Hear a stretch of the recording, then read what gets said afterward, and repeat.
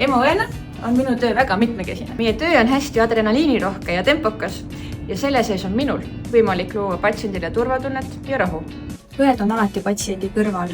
Nad tagavad patsientide hoolduse järjepidevuse, nad tagavad selle, et patsientidele ja lähedastele oleks alati keegi olemas. Õdede töö on hindamatu.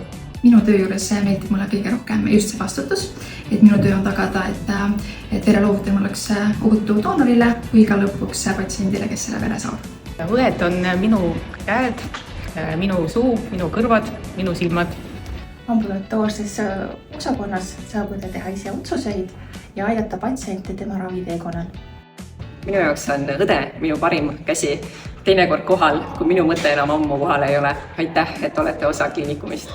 Juba 14-aastaselt ma teadsin, et tahan töötada haiglas lastega ja see on maailma kõige parem töö. Tahan ära võtta pisikeste patsientide hirmu ja valu ning tuua nende perele taas rõõmu. Lasteõed on väga olulised, sest nemad oskavad märgata last, aitavad teda ning õpetavad ka peredele haigusega toimetulekut.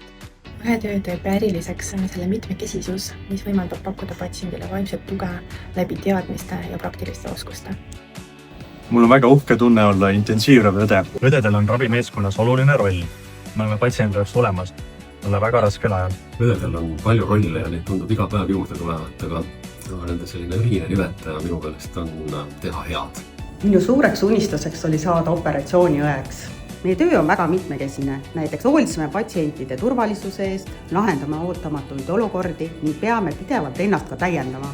Kirurgi jaoks on õed väga olulised. Ilma nendeta peaksime nägema palju rohkem vaeva ja saaksime ravida palju vähem patsiente. Ma ütleks, et õed on minu jaoks justkui tugi. Õena saan ma panustada ka oma eriala arengusse. Näiteks on meil oluline roll koolituste ja arendusprojektide eestvedamisel, aga hoiame ka igapäevase töö toimimas. Ilma õdedeta oleksid haiglad ühed suured segased majad.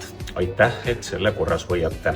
Minu töö teeb eriliseks see, kui on olnud pikalt raskes seisus haige meie osakonnas ja sa tuled järgmine valve tööle ja siis sa näed, et ta tegelikult juba istub jalad üle voodi ääre ja sööb oma lemmiksuppi ja räägib oma lähedastega. Õed, teie olete patsiendile kõige lähemal. Teie olete need, kes märkavad, mõistavad ja hoolivad. Teie olulisus ja tähtsus on suurem, kui te ise seda iial arvata oskate. Minu töö ei ole rutiinne, tegeleda saab erinevas patsientidega ja eriala areng nõuab enda pidevat täiendamist.